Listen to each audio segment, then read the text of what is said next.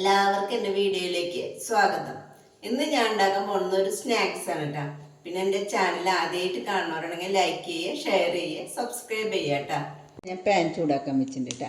അതിലേക്ക് ഒരു 1.5 ടീസ്പൂണ്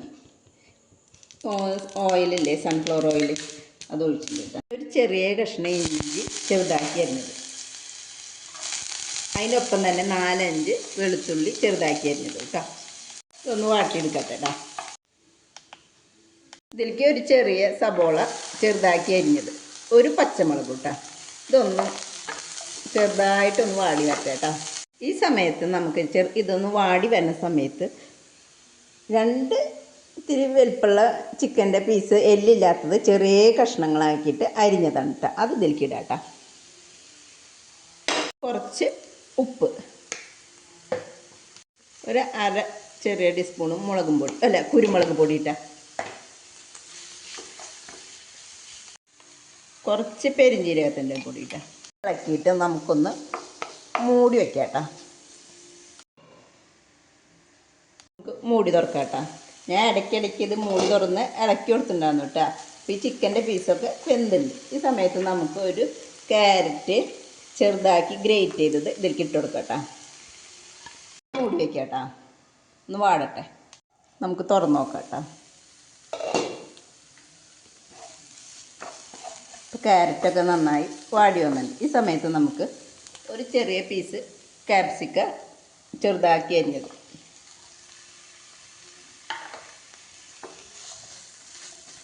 കുറച്ച് പാലെടുത്തിട്ടുണ്ട് കേട്ടോ, പശുവിൻ പാൽ. അതിലേക്ക് 2 ടീസ്പൂണ് മൈദല്ലേ, അതിട്ടിട്ട് ഒന്ന് ഇളക്കി കൊടുക്കാം കേട്ടോ. ഇളക്കിയത് നമുക്ക് ഇതിലേക്ക് ഒഴിച്ചെടുക്കാം കേട്ടോ. നന്നായി ഇളക്കി കൊടുക്കാം. അതേമാതിരി ഇങ്ങനെ ഉലർന്നിങ്ങനെ എടുക്കണം. അപ്പോൾ ഇതിൻ്റെ ഫില്ലിങ് റെഡി ആയിട്ടുണ്ട് കേട്ടോ.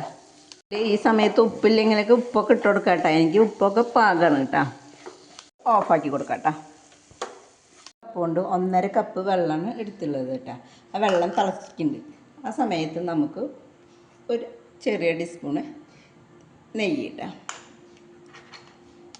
ഇതിലേക്ക് ആവശ്യമായ ഉപ്പ്, പഞ്ചസാര ഒന്ന് മെൽറ്റായിട്ട് വരട്ടെ കേട്ടോ. തിളച്ചിൻ്റെ അപ്പോൾ തീ കുറച്ച് വെച്ചിട്ട് നമുക്ക് കുറേശ്ശായിട്ട് മൈദപ്പൊടി ഇട്ട് കൊടുക്കാം കേട്ടോ. എന്നിട്ട് മാവ് കുഴച്ചെടുക്കാം.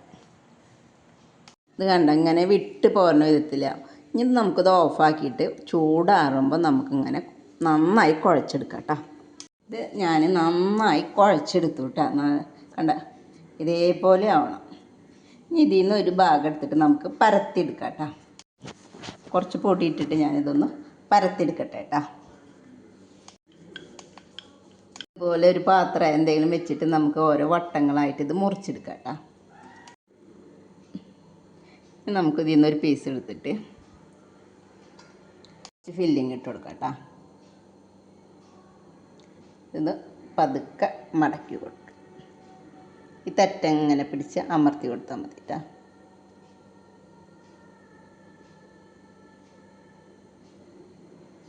ഇത്രയേ ഉള്ളൂ കേട്ടോ ഇതിൻ്റെ പണി.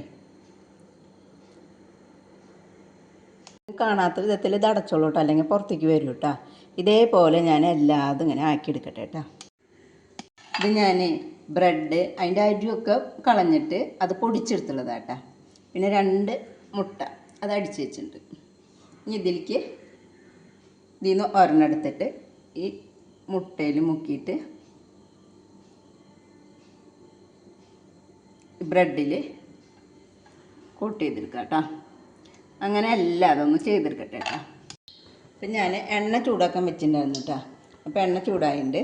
അപ്പോൾ അതിലേക്ക് ഞാനിത് എല്ലാതും റെഡിയാക്കി വെച്ചിട്ടുണ്ട് കേട്ടോ. ഇത് ഓരോന്നും അതിലേക്ക് എടുത്തിടാം കേട്ടോ.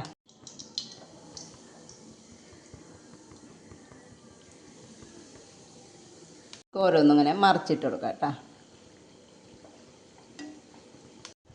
ഇത് ആയി വന്നിട്ടുണ്ട് കേട്ടോ. നമുക്കിത് എടുക്കാം കേട്ടോ.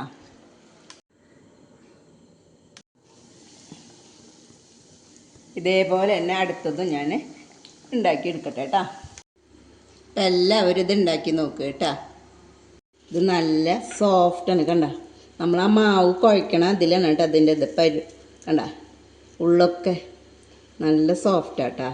അപ്പോൾ എല്ലാവരും ഇത് ഉണ്ടാക്കി നോക്കുക കേട്ടോ. പിന്നെ എൻ്റെ ചാനൽ ആദ്യമായിട്ട് കാണുന്നവരാണെങ്കിൽ ലൈക്ക് ചെയ്യുക, ഷെയർ ചെയ്യുക, സബ്സ്ക്രൈബ് ചെയ്യുക കേട്ടോ.